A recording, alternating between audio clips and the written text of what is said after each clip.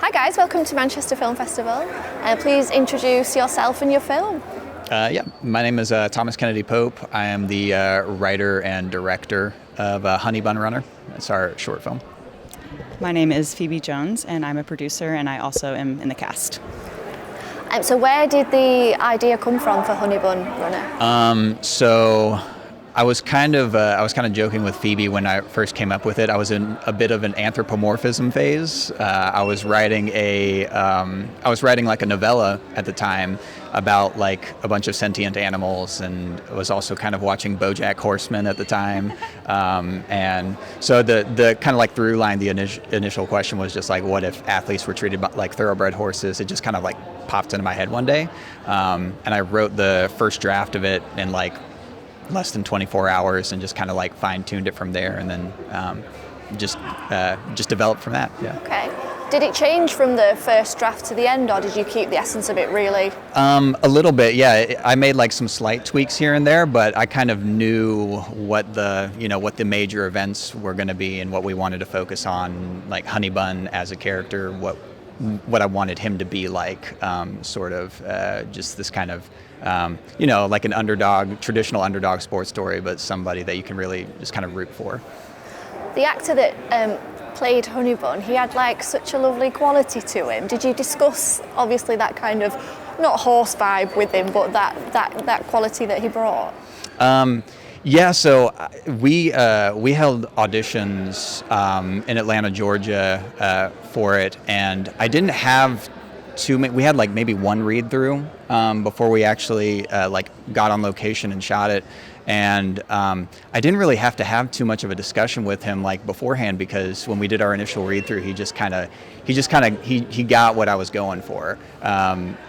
Pretty much immediately, and I can kind of say that about like the whole cast. They kind of understood the dynamics that were at play, and so when we got on location first day, he had just like a little book that he brought with him that was just full of like mannerisms and his personal notes on the script, and so I was really kind of lucky as a director to kind of just like have him. I was like, I'm just gonna let him do his thing, and we'll just see how it pans out. So it was really good.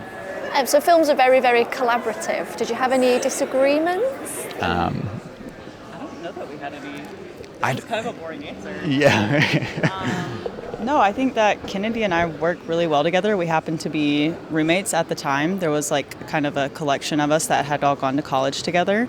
And we really, I don't know, I don't think he has he's a fantastic writer, really super fantastic director and cinematographer, but somehow he doesn't have an ego about it. And I think a lot of disagreements can be when collaborators think that their ideas are more important than the whole. So, I mean, I feel super lucky that it worked out the way it did, because so boring, but no, I don't think we had any disagreements, honestly, did we? Well, I mean, the only disagreement that I had was with the clock, basically, just time itself.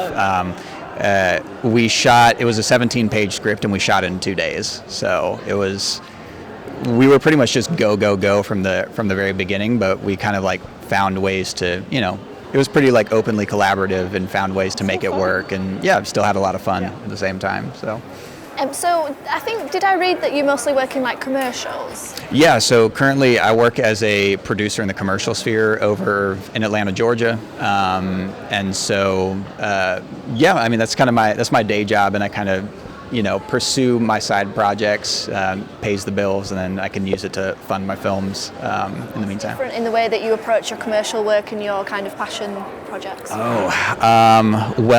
I guess the subject matter first and foremost. I think when you're working with clientele, I work with like Inc. 5000 and like Fortune 500 companies, so I have to be very kind of like front-facing, front of stage is what we call it, kind of like Ritz-Carlton, Disney World sort of experience, kind of catering to them and their needs. Because there's kind of like spending top dollar for our company to kind of like go in and like make something that's really polished and pristine. And so there's kind of like that aspect of it. And I've got like a little bit of flexibility to kind of like pitch my ideas and my concept. But, on the other side of it, if I'm working on my own projects, I have a little bit more just kind of like freedom to explore some ideas that I really want to kind of like, that feel important to me.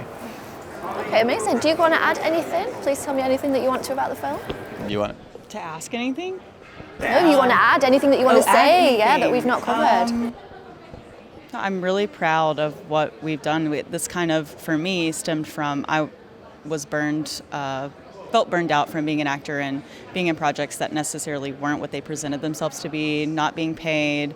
And this is my first time doing any producing. I didn't intend to be in the cast at all, but the person who was playing the doctor dropped, and so I ended up being in it subsequently. But yeah, I'm just proud that we were able to show that with effort and with determination that you can do projects and you can do them right, and you don't have to not pay people, or I don't know. It just it felt good to me to prove it to myself.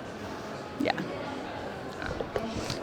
Nothing much to add other than, I'm really excited to see it on the screen up there pretty soon now, and we've taken it to a couple of like smaller festivals stateside, but this is our international premiere, so I'm just really excited to see how people take to it.